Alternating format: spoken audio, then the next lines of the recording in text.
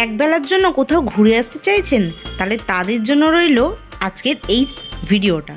তো আমরা চলে যাচ্ছি এখন আলিপুর জেল মিউজিয়াম। হাওড়া থেকে 17 নম্বর বাস ধরে নিয়েছি, সেই বাস ধরেই চললাম আমাদের গন্তব্যস্থল আলিপুর মিউজিয়াম। মাত্র 15 টাকা ভাড়া নিল আমাদের এই বাসে। বাস প্রায় মিউজিয়ামের গেটের সামনেটাই নামিয়ে দেবে। তো আমরা চলে এসেছি এখন আলিপুর মিউজিয়াম। তো দেখতেই পাচ্ছ এই পুরো এরিয়াটা, চলো একবার তোমাদের দেখিয়ে দিই। এই হলো সামনের এন্ট্রি গেটটা। সোজা এগিয়ে গেলেই ডান দিকে রয়েছে টিকিট কাউন্টার, বাঁ দিকে রয়েছে পার্কিং লট।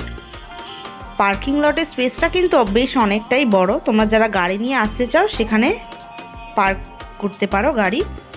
তো যাই হোক, এখানে কিন্তু আমরা 30 টাকা করে টিকিট কেটে তারপর ভেতরে ঢুকবো। এখানে কিন্তু এছাড়াও একটা লাইট অ্যান্ড সাউন্ড শো হয়। এখানে দুটো ল্যাঙ্গুয়েজ হয়, বাংলা আর হিন্দি। আর টাইমিংটাও দেখে নিচ্ছ, সেই টাইমিংটা প্লিজ তোমরা 4টা পজ করে দেখে নিও। আর এখানের light and sound show per head 100 টাকা করে নেয়। তো ঠিক আছে, এবার চলো। আমরা যেহেতু লাইট অ্যান্ড সাউন্ড শো দেখবো না, তো আমরা জাস্ট নর্মাল টিকিট কেটেই 30 টাকা করে পার হেড টিকিট কেটেই ঢুকেছি। তো এখানে যারা বাইরে থেকে ফুড নিয়ে আসছো বা ক্যারি করছো, তাদের কিন্তু এখানে কাউন্টারে জমা করতে হবে। যে দেখছো এখানে সেগুলো নিয়ে যেতে নিয়ে ঢুকতে দিচ্ছে না। আর এখানে একটা শপ আছে, সেল মল মতন ছোট, তো সেখানে আর কি কিছু জিনিস সেল হচ্ছে। তো এই আর কি। তো তারপরে ঢুকতেই তোমরা হাতে পেয়ে যাবে এই চার্টটা, যে তোমরা এখানে কি কি দেখবে বা কোথায় কোথায়, সেই একটা ম্যাপ মতন map chart. So good morning everyone, আবার একটা সুন্দর ব্লগ নিয়ে তোমাদের সাথে চলে এলাম। শীতের আমেজ, বাইরে ঘুরতে যেতে তো ইচ্ছাই করে। তো অনেক দিনেরই ইচ্ছা ছিল। তোমাদের খুব পরিচিত জায়গা, কলকাতার একটা সুন্দর জায়গা আলিপুর জেল মিউজিয়াম, যেখানে আমরা অলরেডি চলে এসেছি। আজকে ইন্ট্রোটা এখানে বসেই স্টার্ট করবো। তো দেখতেই পাচ্ছ আমরা অলরেডি বসে। তো বাকি কী কী আজকে দেখাই তোমাদের এই ব্লগে আলিপুর জেল মিউজিয়ামে, সেটাই তোমাদের এই পুরো ব্লগে থাকছে। তো দেখতে থাকো আমাদের এই ব্লগটা। উপর থেকে ভিউটা জাস্ট দেখো, জাস্ট ওয়াও একটা ভিউ লাগছে, এটাই তোমাদের সাথে শেয়ার করলাম। তো ওদিকে দেখো নীল অলরেডি বসে। তো আমরা একটু পরেই জাস্ট তোমাদের পুরো জায়গাটা ঘুরিয়ে দেখাবো। ঢুকতেই বাঁদিকে রয়েছে কফি হাউস, আর সোজা রাস্তায় গেলে বিভিন্ন দর্শনীয় স্থানগুলো দেখা যাবে। আর ওখানে একটা চার্ট লিস্টও রয়েছে। আর তারই পেছনে রয়েছে কফি হাউসের সামনেটা রয়েছে একটা সেলফি জোন মতো, সেটা দেখতেই পাচ্ছ। আর সুন্দর করে সাজানো একটা ছোট্ট গার্ডেন মতন। তো চলো বাকি এরিয়াটা তোমাদের একবার ঘুরিয়ে দেখানো যাক।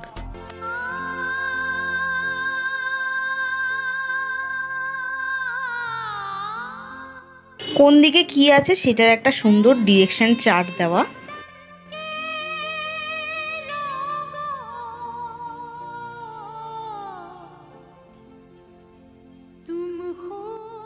এটি হলো পুরনো গুদামঘর, লাইব্রেরি ও সেমিনার কক্ষ। চলুন ভেতরটা একবার ঘুরে আসা যাক।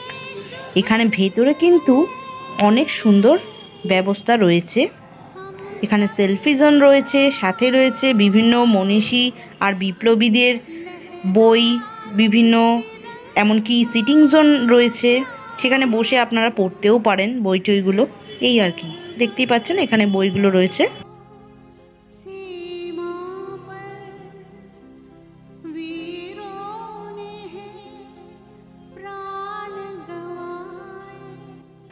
এক নম্বর আর 2 নম্বর সেলটি হলো জেনারেল সেল। চলুন ভেতরে যাই।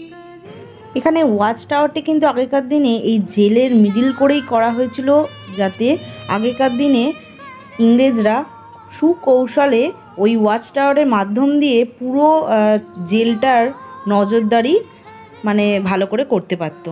এরপর আমরা এই জেনারেল কক্ষতে এসে, এখানে যে জেনারেল সেল আছে সেখানে এসে ভেতরে ঢুকে একটুখানি অনুভব করার চেষ্টা করলাম সেই পুরনো দিনের কথা। তো সেটাই আর কি, মন ভার হয়ে আসছিল ব্যাপারটা ভাবলেই, যেখানে কত শহীদ বিপ্লবীরাই এখানে ছিল, এখানে দিন যাপন করে গেছেন। এরপর আমরা চলে এলাম আরেকটি সেল পরিদর্শন করতে। এখানে সর্বমোট 14টি সেল রয়েছে। তো এই 14টি সেল পুরোটা ঘুরে দেখানো তো পসিবল নয়। এই প্রতিটা সেলে কি কি আছে না আছে তার কিছু অংশ আপনাদের সামনে তুলে ধরলাম এই ভিডিও মাধ্যমে। এখানে আগেকার দিনের বিভিন্ন ধরনের বিপ্লবীদের বোমা, তারপরে বোমার কণা পর্যন্ত রয়েছে, তার এই যে পুঁথি পর্যন্ত রয়েছে, পুঁথির ভেতর যেভাবে বোমা ফিট করে আর কি সেটাকে ব্লাস্ট করানো হয়েছিল সেই সমস্ত কিছু তথ্য এখানে বিভিন্ন বিজ্ঞাপন মারফত তুলে ধরা। তারপরে বিভিন্ন তথ্য, তখনকার দিনের গান, পিস্তল, তারপর বোমার খোল, সেই সমস্ত কিছু ঢাল, তরোয়াল সমস্ত সংরক্ষণ করা এই মিউজিয়ামে এলে তোমরা সেটা দেখতেই পাবে।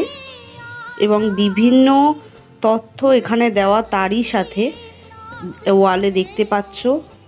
তো সেগুলোই আর কি তুলে ধরা হয়েছে এই বিভিন্ন কক্ষতে। তখনকার দিনের বিভিন্ন সময়ে বিভিন্ন ব্যবহৃত জিনিসগুলো কিন্তু এখানে অস্ত্রশস্ত্র, বারুদ, তারপরে আরও বাকি যে জিনিসগুলো সংরক্ষণ করা দেখতে পাচ্ছ, গুলিগুলো বিভিন্ন শেপের, সেগুলো পর্যন্ত সংরক্ষণ করা খুব সুন্দর করে। এই 14টি কক্ষ দেখার পর আমরা চলে গিয়েছিলাম সেই ওয়াচ টাওয়ার, মানে যেটা আর কি মূল জায়গায় রয়েছে জেলের একদম মিডিল বরাবর। সেই ওয়াচ টাওয়ারটা বন্ধ হওয়ার কারণে পেছনে থাকা একটি মূর্তি বা মডেলের মাধ্যমে বোঝা যাচ্ছিল যে আন্দামান সেলুলার জেলের বন্দীদের ওপর প্রায়শই অত্যাচার চালানো হতো, কখনো চাবুকের আঘাতে বা কখনো অন্যান্য পদ্ধতিতে নির্মমভাবে অত্যাচার চালাতো। তারই একটা মডেল মারফত এখানে তুলে ধরা হয়েছে কিছু আর কি স্মৃতি পুরনো দিনের। সেই জেলের বন্দীদের চাবুকের প্রহারই ছিল যার অঙ্গ। এবার নেহেরু কক্ষটি ঘুরে দেখাই আপনাদের, চলুন। এই সেলে বা এই কক্ষতে কিন্তু আমাদের ভারতের প্রথম প্রধানমন্ত্রী জওহরলাল নেহেরু কিন্তু বন্দী ছিলেন বেশ কিছুদিন।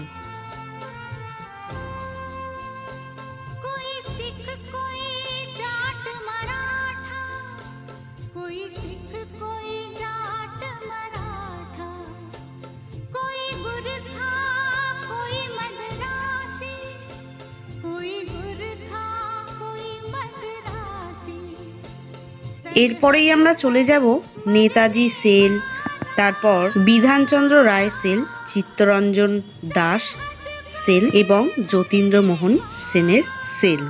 এই 4টি পরপর সেল আমরা দেখে নেব। তো চলুন ভেতরে একবার যাওয়া যাক।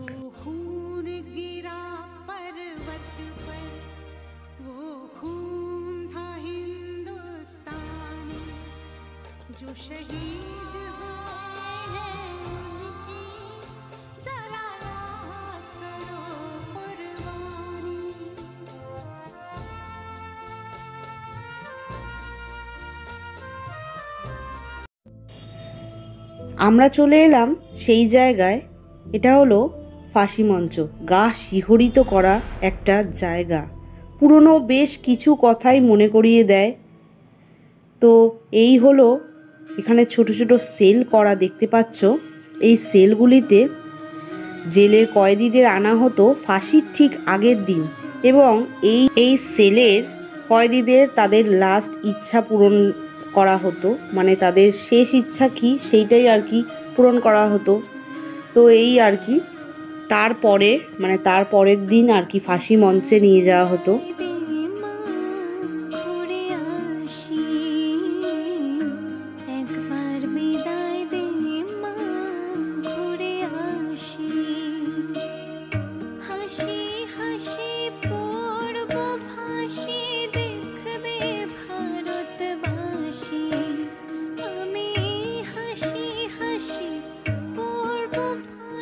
ফাঁসি দেওয়ার পর কিন্তু তাদের এই ঘরটিতে আনা হতো পোস্টমর্টম করার জন্য।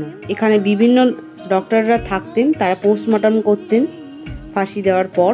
আর এই হলো সেই ফাঁসি মঞ্চ, যেখানে না জানে কত দেশপ্রেম মানুষ বা কত সংগ্রামী, কত বিপ্লবী তারা আমাদের দেশকে শুধুমাত্র স্বাধীন করার জন্য প্রাণ ত্যাগ করেছেন এই মঞ্চে। এবং এই সামনাসামনি যে দেখতে পাচ্ছ দূরে ছোট ছোট জানলা মতো করা, এই প্রতিটা জানলা দিয়ে কিন্তু বাকি কয়েদিরা যাতে এই ফাঁসির পুরো যে কিভাবে প্রসেসটা করা হতো সেইটা দেখে তাদের মনে তারা যাতে ভয় ভীত হয়ে থাকতো, সেই একটা ব্যবস্থা করা। তারা পুরো সেখান দিয়েই দেখতে পারতো, সেই জানালা থেকেই। এবং ফাঁসি দেওয়ার পর এই যে দেখতে পাচ্ছ কাচের জায়গাটা, এই জায়গাটি থেকে কিন্তু বেরাতো সেই দেহটা তারা বার করতো আর কি। এই মঞ্চ দেখে বেরানোর পর একটি জায়গায় দেখলাম যে গণদেবতার একটি মূর্তি, বিশাল আকার মূর্তি দাঁড় করানো, সেটাই তোমাদের সাথে শেয়ার করে নিলাম। এইটি হচ্ছে ঐতিহাসিক কারাকক্ষ।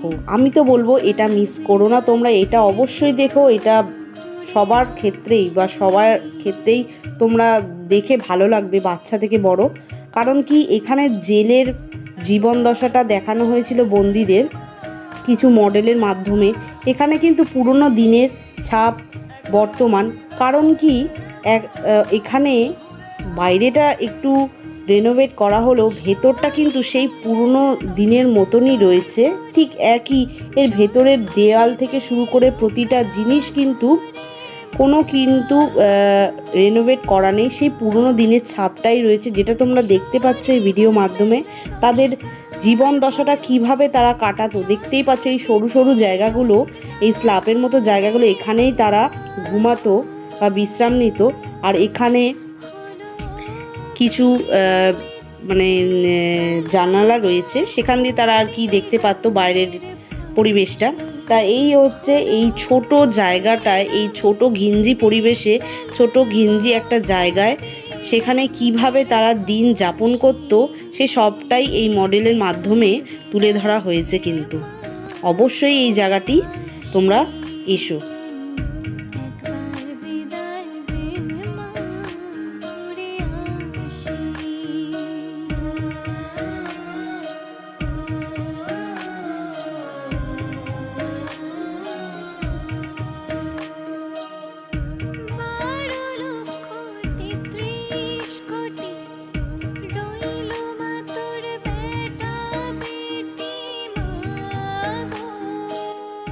এরপর চলে এলাম আমরা আর্ট গ্যালারি দর্শন করতে। এখানে রয়েছে আলিপুর জেলের প্রতিদ্বন্দ্বী বিপ্লবীদের গল্প। তারপরে প্রদর্শনী কক্ষে রয়েছে বিভিন্ন মনীষী, তারপরে বিপ্লবীর কথা ও জাগরণের কথা, স্বাধীনতা জাগরণের কথা, বিভিন্ন মেসেজ দেওয়া এখানে দেখতেই পাচ্ছ সেটা। তো এখানে কিন্তু এটা হাতে বানানো দেখলাম একটি জিনিস করা সুন্দর। তো এরপরে লাইট অ্যান্ড সাউন্ড শোয়ের একটা জায়গা রয়েছে, সোজা আসলেই তোমরা সেটা দেখতে পাবে, ওটাও মিস করো না। একটা সুন্দর ছোট্ট ব্যবস্থা করা রয়েছে সেই লাইট অ্যান্ড সাউন্ড শোয়ের মাধ্যমে। না গো, আগেরবারও তাই, স্টেপিংটা দাঁড়ালে 5 সেকেন্ড ওয়েট করলেই জাস্ট এখানে ফেসের সাথে আর কি ম্যাচ, আর কি কোন বিপ্লবী, কোন শহীদ বিপ্লবী হয় তার আর কি ছবি উঠে আসছে এখানে এই স্ক্রিনটায়।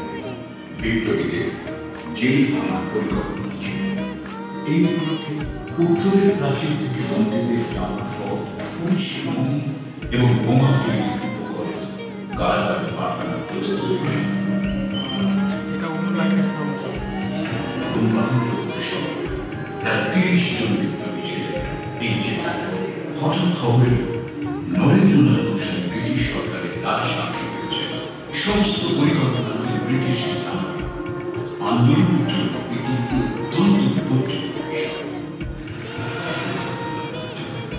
কানাডা দত্ত এবং সত্যেন্দ্রনাথ বসু 31 অগস্ট 9 বছরের তার সঙ্গে দেখা করতে তার শরীরে তাকে শেষ করে ফাঁসি।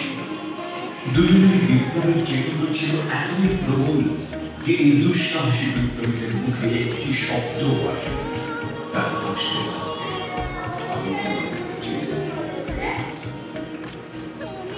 মানিকতলা বোমা ষড়যন্ত্র মামলায় অনেক বন্দীকে কারাগারে পাঠানো হয়েছে, অনেকে প্রথমে মৃত্যুদণ্ড দেওয়া হয়েছিল, পরে তা কারাদণ্ড কাটানো এবং অন্যান্য শাস্তি করা হয়েছিল। অরবিন্দ ঘোষের মামলা রয়েছে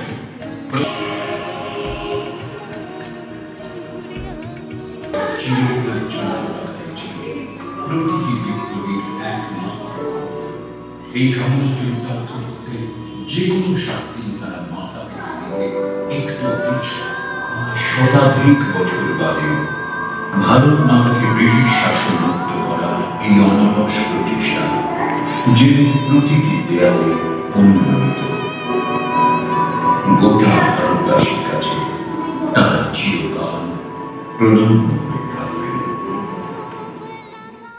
এই আর্ট গ্যালারিতেও কিন্তু পরপর 4টি কক্ষ ছিল। সোজাসুজি গেলেই সেটা আপনারা পরপর 4টি গ্যালারি দর্শন করতে পারবেন। এই গ্যালারির আরও কিছু সুন্দর সুন্দর দর্শনীয় জিনিস তোমাদের তুলে ধরলাম এই ক্যামেরার মাধ্যমে বা এই ফোনবন্দি করলাম, কারণ এখানে দেখতে পাচ্ছ বিভিন্ন ধরনের কয়েন তখনকার দিনের আর কি যেগুলো ছিল, তো সেইগুলোই আর কি রয়েছে বিভিন্ন শেপের। আর এখানে কিছু দুর্গা মূর্তিও রয়েছে। আচ্ছা, এটা হচ্ছে ফুড কোর্ট এরিয়া, যেটা রাত্রির 8টা অবধি খোলা থাকে ওনাদের থেকে জানতে পারলাম। যেটা শুনেছি এই বিল্ডিংটা নাকি আগে হসপিটাল ছিল এই মিউজিয়ামের। 100 টাকা মূল্যের যে লাইট অ্যান্ড সাউন্ড শোয়ের কথা বলেছিলাম এই গ্যালারিতেই হবে। সামনে দেখতে পাচ্ছ একটা জায়ান্ট স্ক্রিন, তো এটা স্টার্ট হয় মোটামুটি সন্ধ্যে 6টা থেকে 7টা অবধি, তো ওই আর কি। আচ্ছা, এই এক্সিবিশন হলে তোমরা কি কি দেখতে পাবে সেটার একটা চার্ট দেওয়া হয়েছে, পজ করে প্লিজ দেখে নিও। তো এটাই তোমাদের একবার ঘুরে দেখাবো, নিচের পোর্শনটা ঘুরে দেখাবো, তার সাথে সাথে ওপরের পোর্শনটাও এক্সিবিশন হলের বাকি জিনিসটাও কিছু কিছু পোর্শন তোমাদের ঘুরে দেখাবো। সবটা তো ক্যামেরাবন্দি করা সম্ভব নয়, তাই অনেকটা লেন্দি হয়ে যেত ভিডিওটা। তো চলো নিচের পোর্শনে তো দেখেই নিলে কি কি রয়েছে মোটামুটি, এবার ওপরের পোর্শনগুলোয় যাওয়া যাক। এইটি হলো নেতাজি সুভাষচন্দ্রের প্রতি শ্রদ্ধাঞ্জলি দিয়ে নেতাজি সুভাষচন্দ্র, বাকি যারা মনীষী, যারা ঋষি, যারা আর কি বিপ্লবী রয়েছে তাদের সবাইকে শ্রদ্ধাঞ্জলি দিয়ে একটা হলের মধ্যে তাদের সম্বন্ধে বিভিন্ন আর কি লেখা বা বিভিন্ন আর কি জিনিস রয়েছে, সেই সময়কার বিভিন্ন পরিস্থিতির কথা তুলে ধরা হয়েছে। এই বিভিন্ন বিজ্ঞাপনের মাধ্যমগুলোতে বিভিন্ন তথ্য রয়েছে, দেখতে পাচ্ছ সেগুলোর।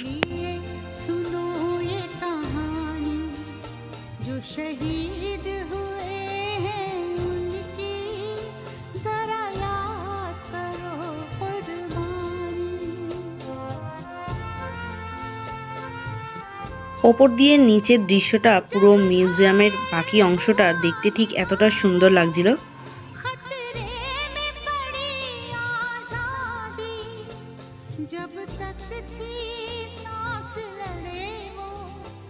जब तक थी सांस लड़े वो फिर अपनी लाश बिछा दी संगीन पे धर कर माथा सो गए अमर बलिदानी जो शहीद हुए हैं उनकी जरा याद करो कुर्बानी।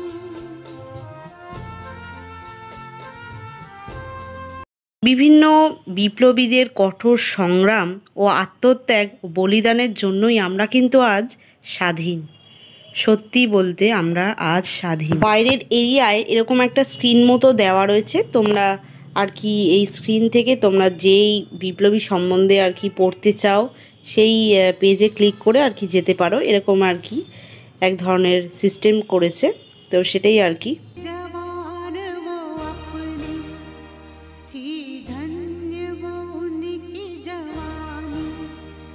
जो शहीद हुए हैं उनकी जरा याद करो कुर्बानी।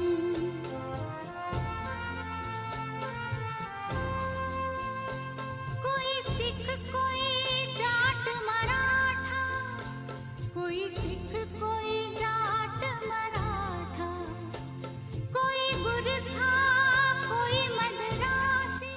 একটা ছোট ইনফরমেশন তোমাদের দিয়ে দিই, কিছু কিছু বিল্ডিংগুলো কিন্তু রেনোভেশনের কাজ চলছে বলে তাই আর কি বিল্ডিংগুলো বন্ধ রয়েছে। পরবর্তী সময় সেগুলো আর কি ওপেন হয়ে যাবে ওনাদের সাথে কথা বলে, যেটা আমরা বুঝলাম আর কি। এবার আমরা চলে এলাম তাঁতকল দেখতে, তো তোমাদেরও ঘুরিয়ে দেখাচ্ছি। তখনকার দিনের আর কি কারিগরদের এরকম তাঁতের কাজ করানো হতো, তো তারই বিভিন্ন আর কি স্মৃতি রয়েছে, তো সেটাই তোমাদেরকে দেখালাম। এখানে বিভিন্ন তাঁত কলও রয়েছে। তাঁত কলের বলতে আর কি তাঁত মেশিন, তো তাঁত মেশিন রয়েছে। তো দেখতে পাচ্ছি এখানে ইংরেজদের সাথে সেই কারিগরের কথোপকথন চলছে, সেটারও একটা ড্যামি রাখা হয়েছে। তো এই বিশাল জায়গা জুড়ে দেখতে পাচ্ছ সেই তাঁতের কাজ চলতো।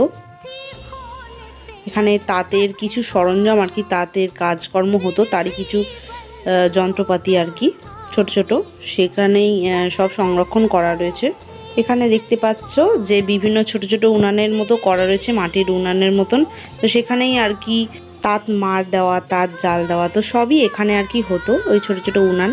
তো এখানে দেখতে পাচ্ছ আমরা এক্সিট গেট দিয়ে বেরিয়ে গেছি। 21 ফুটে উচ্চতার এই দেয়াল, তো এই পুরো জেল মিউজিয়ামকে ঘিরে রেখেছে এই উচ্চতম দেয়াল। ভিডিওটি এতটাই রইল, ভিডিওটি ভালো লাগলে সাবস্ক্রাইব করো। আজকের মতো টাটা।